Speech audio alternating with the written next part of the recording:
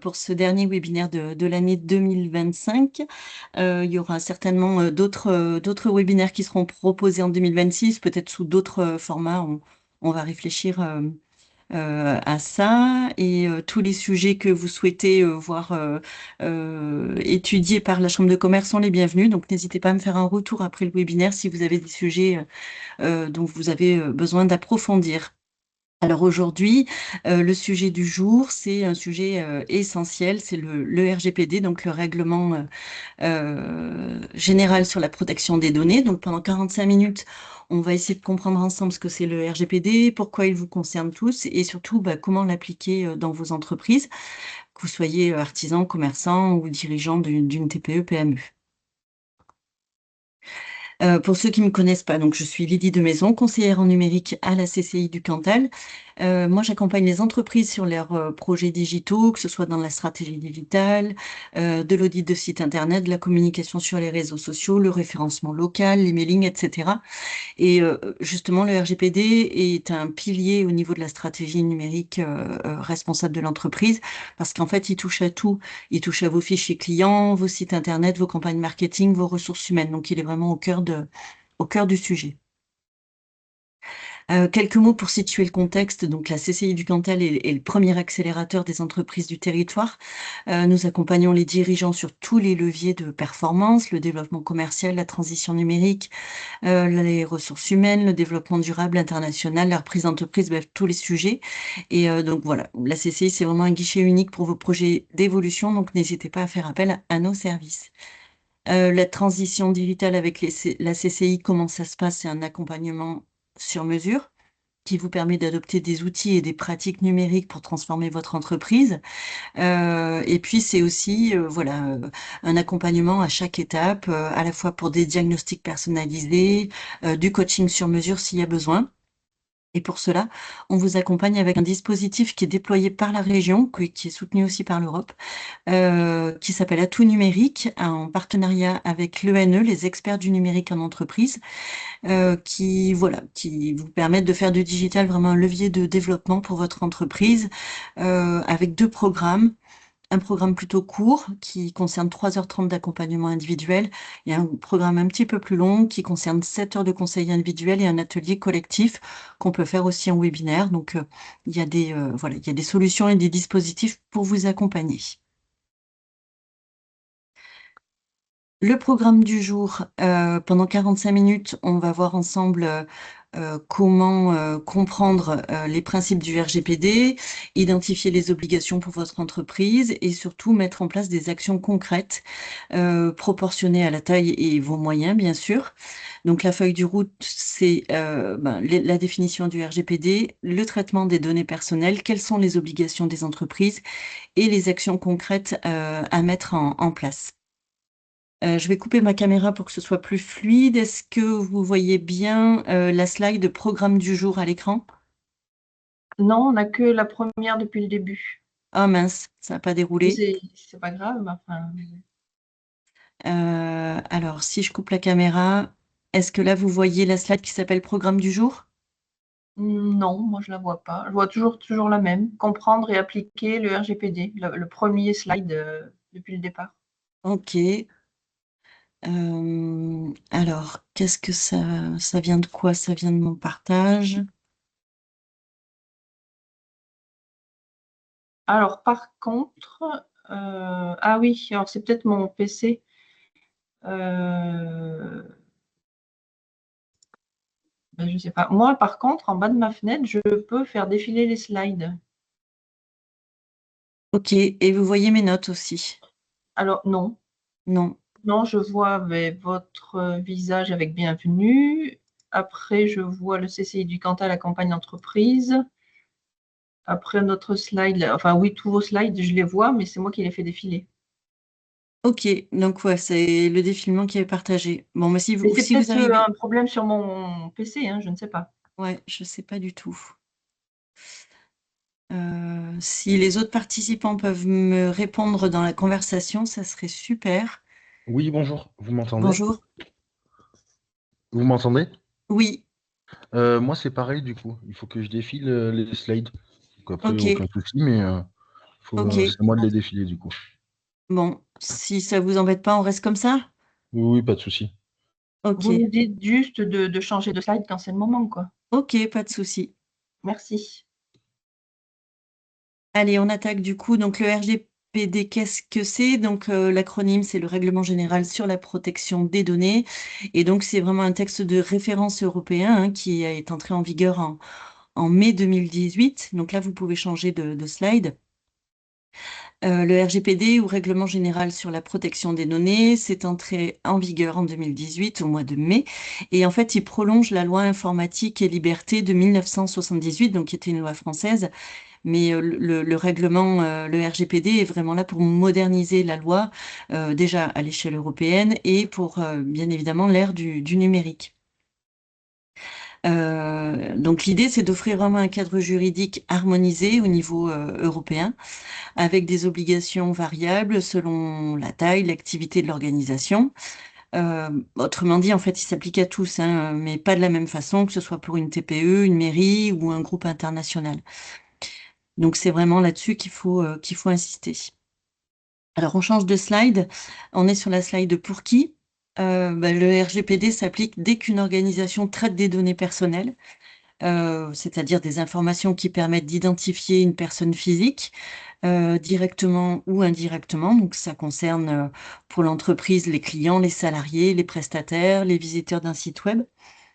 Même si vous tenez vos fichiers sur Excel ou sur un carnet papier, vous êtes concerné. Et ce règlement s'applique à toute entreprise établie dans l'Union européenne, ou même hors UE si elle cible des clients européens, comme une boutique en ligne, par exemple.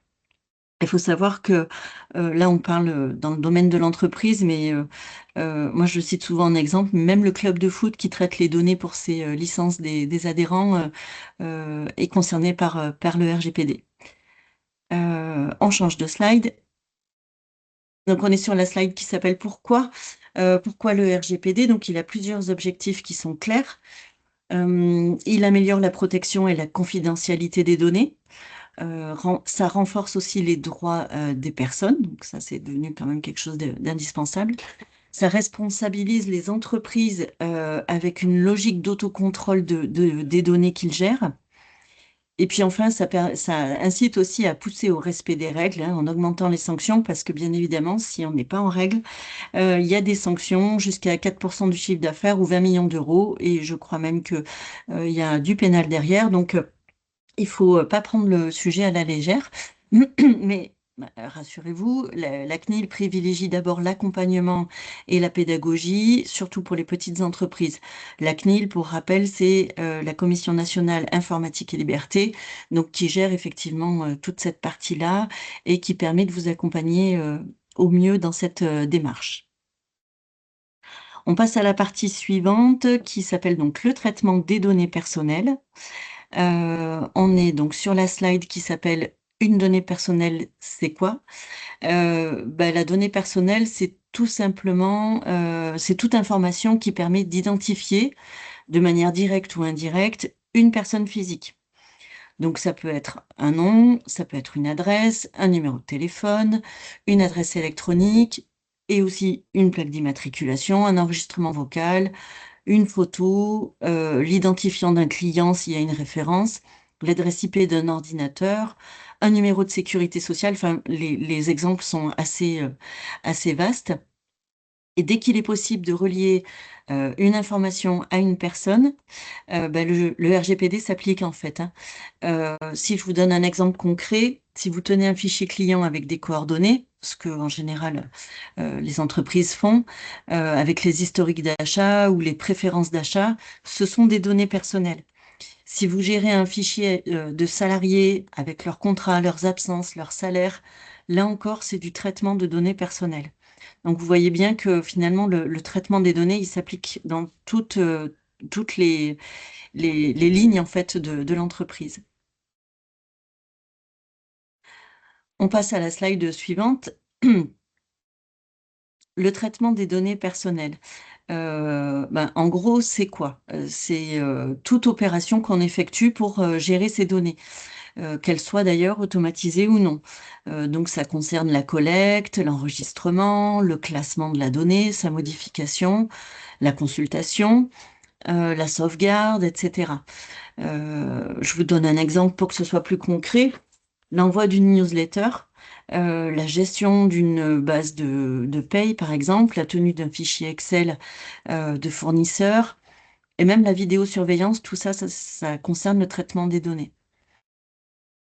Et donc, le traitement des données, c'est, pour résumer, toutes les actions qu'on fait, qu'on peut faire, que ce soit de la collecte à la sauvegarde, au niveau des données de l'entreprise. Et ça concerne l'article 4 du RGPD. D'ailleurs, je voulais vous mettre le lien dans la conversation. Alors, c'est un lien général vers la CNIL que vous retrouverez à la fin du webinaire, mais ça, c'est bien que vous l'ayez déjà. Ce lien, donc, ça vous permet de retrouver toutes les actions pour être efficace au niveau du RGPD. Donc, pour continuer sur la slide d'après, je vous ai mis un schéma qui vous résume les grands principes de la protection des données personnelles et elle s'appuie sur 6 piliers. On vient de les voir, hein, le premier pilier, c'est la collecte des données pour un objectif précis. Le deuxième pilier, c'est la conservation des données pendant une durée qui nécessite le traitement. Le troisième pilier, c'est faire preuve de transparence sur l'utilisation des données. Donc, l'utilisateur doit être informé de comment sa donnée va être utilisée. Le quatrième pilier, ça sera garantir la sécurité et la confidentialité des données. Donc, on doit pouvoir prouver que les données sont sauvegardées et protégées correctement. Le cinquième pilier s'appuie sur un, un pilier un peu plus responsable, c'est-à-dire collecter seulement les données nécessaires au traitement effectué, donc ne pas surcharger ces fichiers de données qu'on n'utilisera pas. Et le sixième pilier, c'est respecter les droits des personnes, donc en termes d'intégrité et d'utilisation propre des données. Si on passe à la slide d'après, pour avoir une bonne gestion des données personnelles, donc je le reprends, hein, le RGPD repose sur les 6 principes fondamentaux qu'on vient de voir, et ça doit guider chaque action qui implique les données personnelles. Ces principes sont universels, ça c'est tous les pays de l'Union pareil, et ils sont assez simples à comprendre. Le premier, ça concerne la licéité, donc c'est toute collecte ou utilisation des données se repose sur une base légale, et donc il existe là aussi 6 bases légales, à la fois l'exécution d'un contrat, la gestion d'une commande, le respect d'une obligation légale comme une facturation, la protection des intérêts vitaux d'une personne, là ça concerne plutôt tout le domaine médical, l'exécution d'une mission d'intérêt public, l'intérêt légitime de l'entreprise, par exemple prévenir la fraude ou assurer la sécurité des locaux, et enfin le consentement explicite de la personne concernée, lorsqu'aucune autre base ne s'applique, hein, par exemple l'envoi d'offres commerciales par email. Donc, en pratique, chaque traitement doit être justifié par une seule de ces bases que l'entreprise doit pouvoir démontrer. Ensuite, on a le principe de loyauté et de transparence.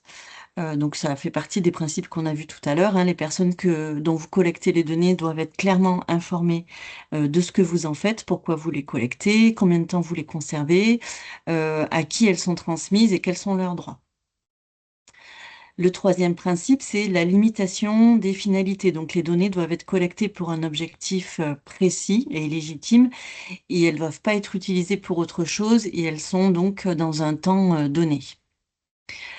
Le quatrième principe, c'est la minimisation des données. Donc, on ne collecte que les informations dont on a besoin. On ne va pas chercher à surcharger, ni plus ni moins, hein. On garde, si on veut, par exemple, travailler un fichier pour une newsletter, on ne surcharge pas et on ne s'intéresse qu'au nom, au prénom et à l'adresse mail.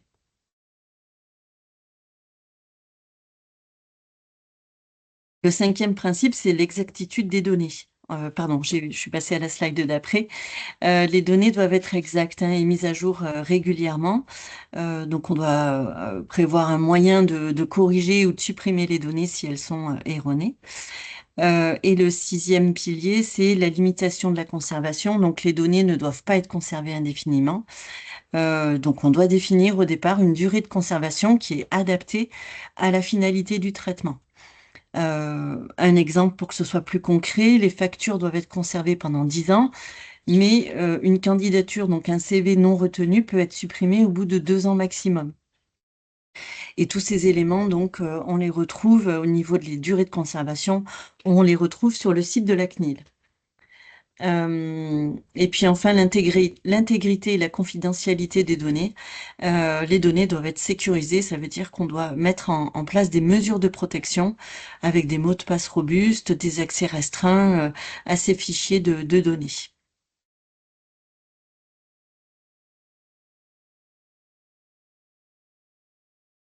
Donc, on va passer à la partie suivante qui concerne les obligations. Et là, on va parler vraiment des obligations concrètes des entreprises, parce que connaître les principes, c'est bien, mais savoir ce que ça implique dans la vie quotidienne d'une entreprise, bah, forcément, c'est mieux. C'est pas qu'une théorie juridique, hein, le RGPD, c'est vraiment une série de bonnes pratiques organisationnelles et techniques qui sont adaptées à la taille de votre structure. Donc, on passe à la slide suivante qui concerne les obligations. Les obligations principales se résument en cinq verbes. Le premier, c'est informer. Donc, on l'a redit, hein, on l'a déjà dit, mais je le redis, vos clients ou vos salariés doivent savoir qui collecte les données et dans quel but et pour combien de temps. Ça, c'est très important. Le deuxième verbe, c'est obtenir leur consentement, donc quand c'est nécessaire, notamment pour l'envoi de messages marketing. On doit aussi permettre le refus. Ils doivent pouvoir demander la suppression ou la rectification de leurs données. Le quatrième verbe, c'est protéger. Vous devez sécuriser les données sensibles. Alors les données sensibles, ça va être plus sur des questions de santé, d'opinion, d'origine, etc. C'est pas forcément des données qu'on va utiliser dans le domaine de l'entreprise, mais elles peuvent être toutefois collectées. Et le dernier verbe, c'est alerter, c'est-à-dire en cas de fuite ou de piratage, vous devez absolument prévenir la CNIL sous 72 heures et après mettre en place toutes les protections en termes de cybersécurité. Ça fait partie justement du webinaire du mois précédent. Donc pour résumer, on a en termes d'obligations informer les personnes, obtenir leur consentement, permettre le refus des données, protéger les données sensibles et alerter en cas de problème. On passe à la slide suivante et on va voir maintenant que faire pour être en conformité avec ce règlement. Alors, pour une petite entreprise ou même une PME, il n'y a pas forcément besoin d'avoir un DPO, donc c'est un Data Protection Officer, un délégué à la protection des données au sein de l'entreprise, sauf vraiment cas spécifiques, mais dans la plupart des cas, c'est le dirigeant qui est lui-même responsable du traitement des données. Donc, il s'agit avant tout de documenter vos pratiques, de les sécuriser et de les expliquer. Si on passe à la slide d'après, le responsable de traitement des données et ou le sous-traitant, c'est la personne physique ou morale qui détermine les finalités de traitement, donc le pourquoi on utilise les données, et les moyens, donc le comment on traite ces données. En d'autres termes, c'est votre entreprise lorsque vous décidez de collecter, d'enregistrer ou d'utiliser des données personnelles. Encore un exemple pour que ce soit plus concret. Une entreprise qui gère un fichier client pour envoyer des devis, un cabinet qui traite des dossiers de salariés ou un commerçant qui conserve des coordonnées pour une carte de fidélité, tous ces acteurs sont considérés comme responsables de traitement. Le sous-traitant, lui, c'est celui qui traite des données pour le compte du responsable de traitement. Cela peut être, par exemple, votre hébergeur web, votre logiciel de paye, votre agence de communication, votre cabinet comptable ou un prestataire informatique. Dès qu'il accède à des données personnelles pour exécuter le service que vous lui confiez, il doit respecter le RGPD et agir uniquement sur vos instructions. Donc, vous devez formaliser cette relation avec un contrat ou un avenant qui précise vraiment les engagements du prestataire en matière de sécurité, de confidentialité et de restitution des données à la fin du contrat. Ça, c'est vraiment dans le cas où on sous-traite le traitement des données. Si on passe à la slide suivante, on va parler maintenant des actions en pratique.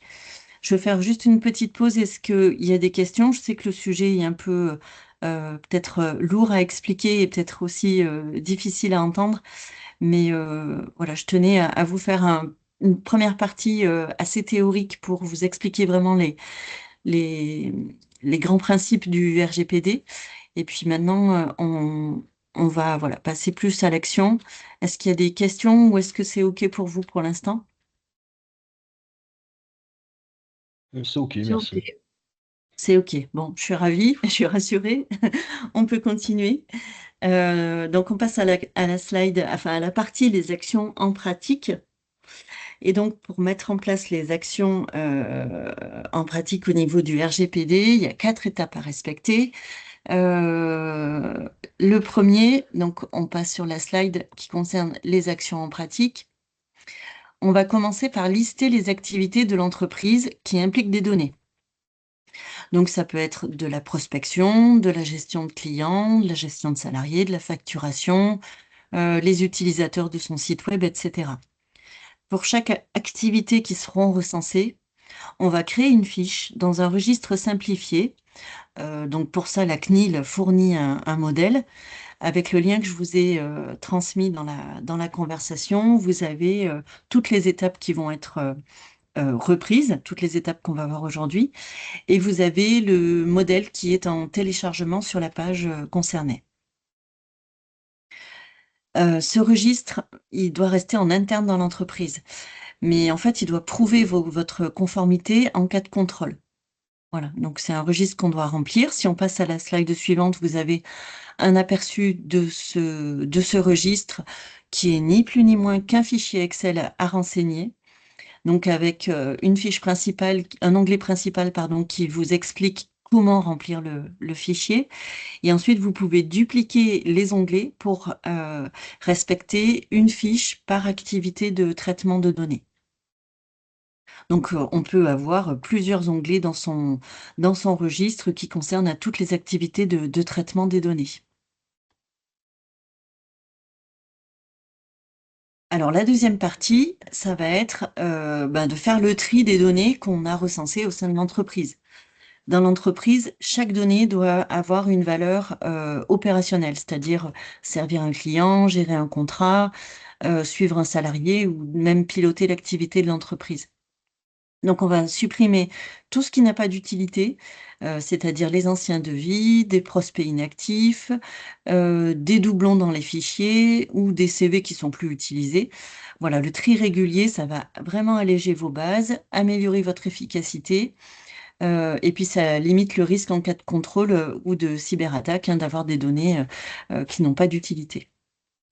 L'objectif, c'est conserver uniquement les données utiles à la performance et à la conformité de l'entreprise.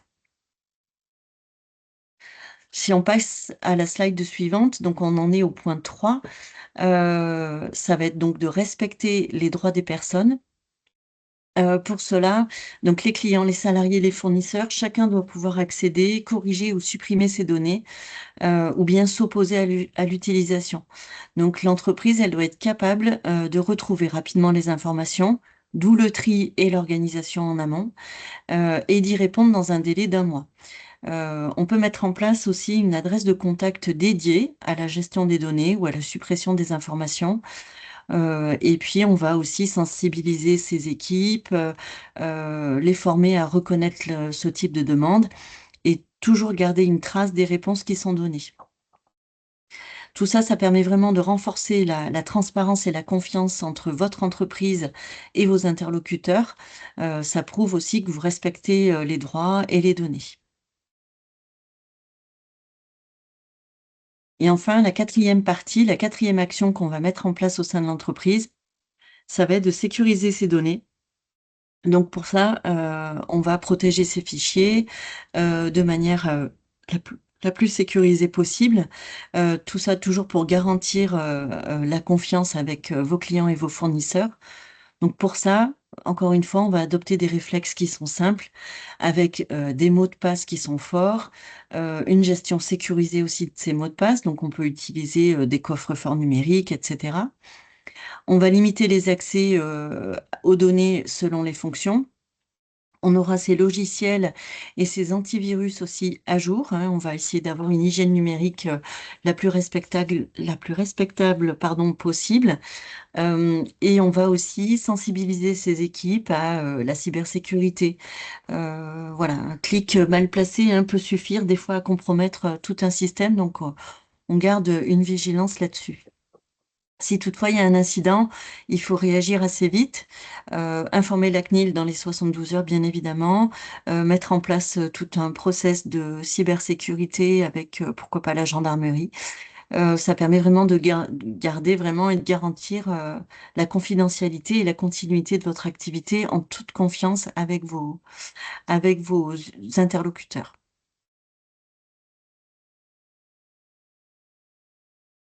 Il y a également, donc on passe à la slide suivante, des actions à mettre en pratique sur le web. C'est-à-dire qu'à chaque collecte, vous devez préciser sur Internet, sur votre site Internet, quelles données vous collectez, pour quel usage, qui y a accès, combien de temps vous les gardez, etc. Donc ça peut être inscrit dans la politique de confidentialité que vous insérez sur votre site.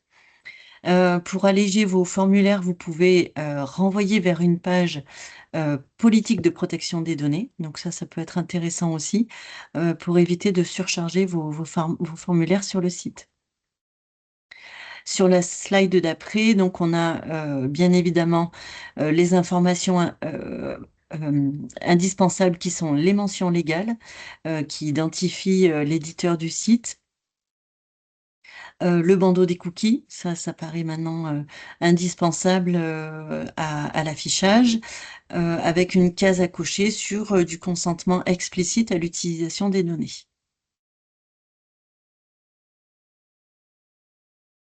Si on a un site marchand, il faut bien évidemment sécuriser la connexion, donc avoir un URL en HTTPS, des comptes et des comptes clients et des paiements sécurisés. Ça va de soi. Donc il y a certains traitements qui nécessitent pas de consentement préalable, comme par exemple tout ce qui est qu'est-ce que c'est? Ah, pardon, je me suis perdue dans mes notes. Certains traitements, voilà, ne nécessitent pas de consentement préalable s'ils sont nécessaires à un contrat, imposés dans une obligation légale ou liés à une mission d'intérêt public. Donc voilà, tout ça, c'est à prendre en compte.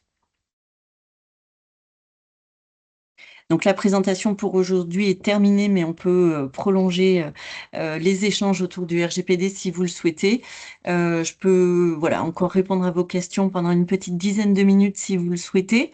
Je vous enverrai le support si besoin. Vous avez donc des liens sur la dernière slide pardon, du webinaire avec tous les éléments utiles à la mise en place du RGPD au sein de votre entreprise. Et si vous avez besoin de me contacter, vous pouvez flasher le QR code qui est sur l'avant-dernière slide pour pouvoir prendre un rendez-vous avec moi pour voilà, parler de RGPD, mais pourquoi pas d'autres sujets. Je suis à votre écoute si besoin.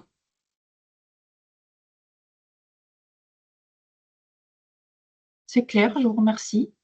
Ouais, parfait. Bon, c'est un sujet qui est un peu compliqué, mais qui est voilà, je tenais à faire un petit sujet dessus aujourd'hui parce que, comme je l'ai expliqué au début, il est vraiment au cœur de l'entreprise et quand on gère de la donnée, forcément le RGPD doit s'appliquer. Et alors c'est quelque chose qui est lourd à expliquer, mais dans la pratique, c'est finalement peut-être pas si compliqué que ça, dans le sens où ça permet aussi à l'entreprise d'organiser un peu ses données. Des fois, on sait que ces données, elles sont un peu éparpillées au niveau du système informatique. Donc, c'est aussi une action stratégique à mettre en place au sein de l'entreprise, de réfléchir à la collecte, à l'organisation, Des fois, ça permet de prendre conscience que le fichier client, il est mal organisé, il est mal qualifié et qu'on perd, certainement en efficacité, parce qu'un fichier client bien organisé, ça peut permettre de mettre en place des actions marketing par la suite.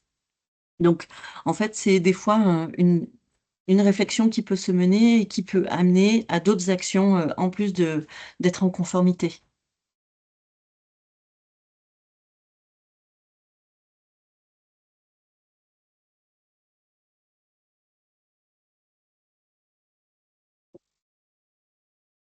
Il y a pas d'autres réactions pour aujourd'hui? Non, ça ira, merci. La présentation était bien. Parfait, merci beaucoup. Merci. Eh bien, écoutez, c'est super. Merci à vous pour votre écoute. Je vous libère et puis si vous avez besoin de recevoir le support, n'hésitez pas à me faire un mail, je vous l'enverrai avec plaisir et si besoin, voilà, qu'on se rencontre pour, échanger, sur différents sujets, ça sera avec plaisir aussi. Je vous souhaite une très bonne journée et à bientôt. Merci beaucoup à vous Bonne aussi. Bonne Merci journée beaucoup. aussi. Au revoir. Au revoir.